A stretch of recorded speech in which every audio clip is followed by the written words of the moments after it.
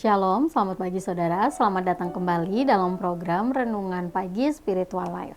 Perenungan kita pagi ini akan terambil dari Wahyu pasal yang ke-6 ayat 1 sampai 17 dengan judul perikop ke-6 materai pertama dibuka. Demikian firman Tuhan. Maka aku melihat anak domba itu membuka yang pertama dari ketujuh materai itu, dan aku mendengar yang pertama dari keempat makhluk itu berkata dengan suara bagaikan bunyi guruh, "Mari."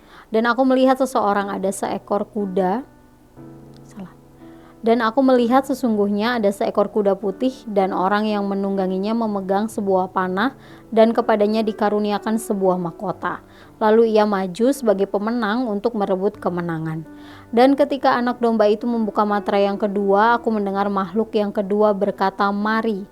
Dan majulah seekor kuda lain, seekor kuda merah padam, dan orang yang menungganginya dikaruniakan kuasa untuk mengambil damai sejahtera dari atas bumi, sehingga mereka saling membunuh, dan kepadanya dikaruniakan sebilah pedang yang besar. Dan ketika anak domba itu membuka materai yang ketiga, aku mendengar makhluk yang ketiga berkata, "Mari." Dan aku melihat sesungguhnya ada seekor kuda hitam, dan orang yang menungganginya memegang sebuah timbangan di tangannya. Dan aku mendengar seperti ada suara di tengah-tengah keempat makhluk itu berkata, "Secupak gandum sedinar dan 3 cupak jelai sedinar, tetapi janganlah rusakkan minyak dan anggur itu." Dan ketika anak domba itu membuka materai yang keempat, aku mendengar suara makhluk yang keempat berkata, "Mari." Dan aku melihat sesungguhnya ada seekor kuda hijau kuning, dan orang yang menungganginya bernama Maut, dan kerajaan maut mengikutinya. Dan kepada mereka diberikan kuasa atas 1/4 dari bumi untuk membunuh dengan pedang, dan dengan kelaparan dan sampar, dan dengan binatang-binatang buas yang di bumi. Dan ketika anak domba itu membuka materai yang kelima, aku melihat di bawah mezbah-mezbah jiwa-jiwa mereka yang telah dibunuh oleh karena firman Allah dan oleh karena kesaksian yang mereka miliki, dan mereka berseru dengan suara nyaring, katanya, "Berapa lama lagikah, ya penguasa yang kudus dan benar, engkau tidak menghakimi dan tidak membalaskan darah kami kepada mereka yang diam di bumi?"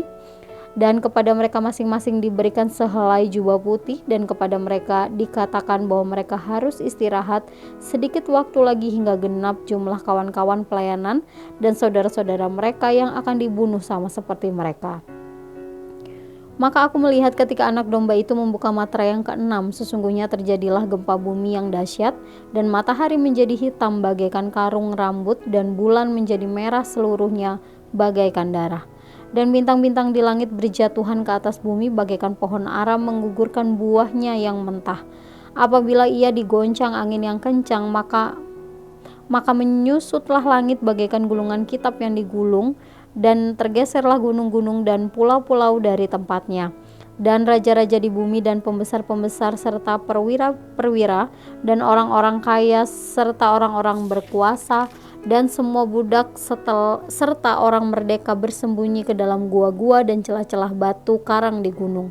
Dan mereka berkata kepada gunung-gunung dan kepada batu-batu karang itu, "Runtuhlah menimpa kami dan sembunyikanlah kami terhadap Dia yang duduk di atas tahta, yang terhadap murka anak domba itu, sebab sudah tiba hari besar murka mereka, dan siapakah yang dapat bertahan?" Saudara yang terkasih, ketika kita membaca pasal 6 ini, maka teks ini tidak dapat dipahami secara rinci karena penuh dengan gambaran yang sifatnya adalah simbolis. Namun pesan utama yang ingin disampaikan di sini adalah tentang penghakiman Allah. Setiap materai yang dibuka dalam pasal ini diikuti dengan penghukuman. Penghukuman ini bukanlah pelampiasan kemarahan Allah, tapi merupakan bukti dari keadilan dan kekudusan Allah. Keempat penunggang kuda yang berbeda-beda menunjuk kepada bentuk-bentuk penghukuman yang akan ditimpakan kepada orang berdosa. Kristus, sang anak domba, tampil dengan menunggang kuda putih dan memakai mahkota, kemudian membuka materai yang pertama. Dia memegang panah di tangannya yang merupakan simbol dari firman Allah yang tegas dalam menyatakan kesalahan. 3 materai berikutnya memberi penglihatan tentang hukuman yang akan diberikan kepada orang yang melecehkan Injil. Ketika materai kedua dibuka, seekor kuda merah padam muncul. Ini melambangkan perang yang akan mengambil damai sejahtera di bumi. Lalu ketika materai ketiga dibuka, kuda hitam muncul yang melambangkan kelaparan. Selanjutnya materai keempat dibuka dan tampaklah kuda kuning yang ditunggangi oleh maut yang membawa wabah penyakit. Dan saat materai kelima dibuka, dia melihat orang-orang percaya yang setia sampai akhir berada di tempat yang paling kudus dan duduk di kaki Kristus. Terakhir, saat materai ke-6 dibuka, terlihat peristiwa mengerikan di bumi, dan ini menjadi penghakiman yang mengejutkan seluruh dunia. Meskipun Allah tidak terlihat, Dia dapat membuat semua orang merasa ketakutan dan kengerian terhadap murkanya. Saudara-saudara yang terkasih, dari penjelasan mengenai penghakiman melalui penglihatan Rasul Yohanes, kita diingatkan tentang keadilan Allah. Meskipun kita tidak tahu pasti kapan penghakiman ini terjadi, tapi pada akhirnya Allah pasti bertindak. Penghukuman Allah akan ditimpakan kepada mereka yang membenci Kristus, kebenaran Injil, dan juga menganiaya orang percaya. Oleh sebab itu, jika saat ini kita mungkin mengalami penganiayaan atau ketidakadilan yang disebabkan oleh karena iman kita kepada Allah, maka mari tetap bertahan, sabar, percaya, taat, dan setia sampai akhir. Karena orang percaya yang setia akan berada di tempat yang paling kudus bersama dengan Allah. Saudara, mari kita mengambil waktu sejenak untuk merenungkan kebenaran firman yang baru saja kita dengar. Saudara, apakah saat ini saudara sedang mengalami ketidakadilan atau penganiayaan yang disebabkan oleh karena iman saudara kepada Allah atau karena mempertahankan prinsip kebenaran firman Tuhan? Jika iya, maka mari datang kepada Allah dan membawa semua pergumulan saudara.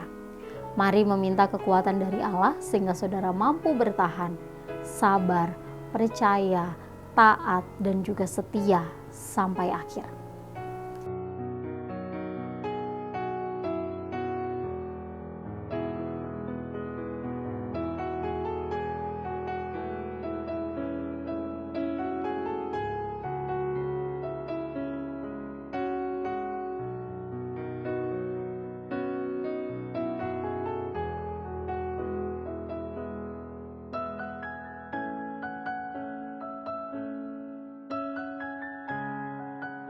Demikian renungan kita hari ini, mari kita berdoa. Ya Bapa di surga, kami mengucap syukur untuk kasih-Mu, penyertaan-Mu dalam kehidupan kami. Terima kasih Tuhan sudah menjaga kami dalam istirahat malam kami, dan pagi hari ini kami bisa kembali bangun dalam keadaan tubuh yang baik.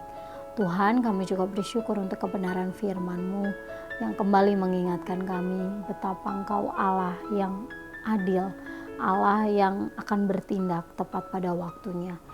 Jika saat ini mungkin kami sedang menghadapi kesulitan, mungkin kami sedang mendapatkan ketidakadilan karena kami mempertahankan kebenaran, prinsip kebenaran firman Tuhan dalam hidup kami berdoa Tuhan, kiranya Engkau menguatkan langkah kaki kami, Engkau memberikan kami kemampuan sehingga kami dapat setia mempertahankan kebenaran firman-Mu dalam kehidupan kami setiap hari.